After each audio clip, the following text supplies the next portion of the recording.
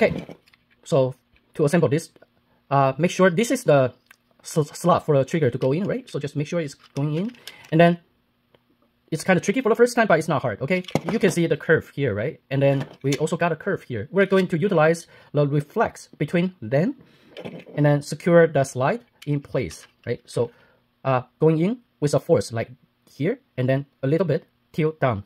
So make sure it's in place here. So here, the corner and the corner here, and then gently wiggle it, or have a gentle force down like this, right?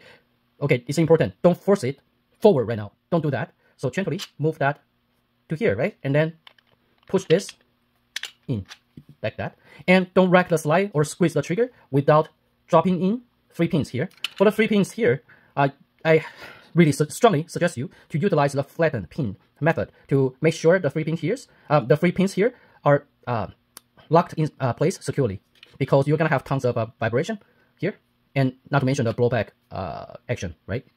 So don't squeeze the trigger or rack the slide. So how to remove the slide? You do have to punch the 3 pins here out, and then just gently move the slide backward, and then use your thumb to tilt up the slide just a little bit, so that it this part here, that's the slide connector, is shooting out here, right? Only this time that you can gently wiggle it. Don't damage the trigger here, and then remove it. Okay, I know it looks finicky, but actually it's not hard at all. So just make sure, right? And then gently push it, and then yeah, that's it. To remove it, 3 pins out, and then right, and then wiggle it. Yeah. So we are going to drop the 3 pin in. Okay, so it's done. We got the 3 pins in place already. Now, this is the most exciting part. So again, please, for the very first 1 to 2 mags, right, magazines, don't you ever squeeze the trigger. If you have a brand new spring here, just don't do it. You have to break in with racking the slide to launch 2 magazines of the disc, to make sure you break in the new spring here. Otherwise, you're gonna have a really bad damage on the triggers, or even this. You're gonna have a crack here. So just drop in. Let's just try, maybe just a few. So just a few. Right? Don't squeeze the trigger. Rack the slide. You can rack from the front using the serration here, or here. You got a groove here, right? Okay. So we're going to do another 2 mags before we actually squeeze the trigger. So I'm going to skip here.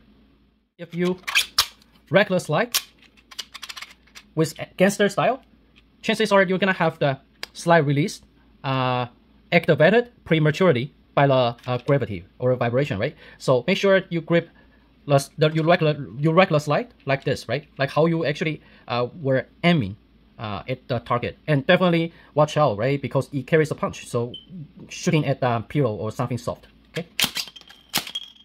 Now I think it's ready for the trigger happy time. So let's just make sure everything is ready.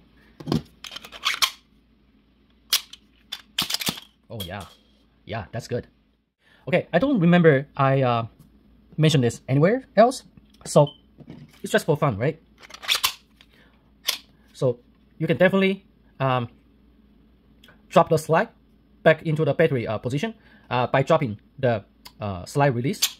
And actually, it's quite realistic if you want to power stroke it, just like the real one. But for power stroking it, you cannot do it with the empty magazine inserted, right? Just like the real one. Don't ask me why. It's just like the real one, okay? So make sure you have at least 1 round in the magazine, and then right now you can either choose to do this, or you can power stroke it, okay? And then shoot. Yeah. Please enjoy your printing of my B26. Thank you.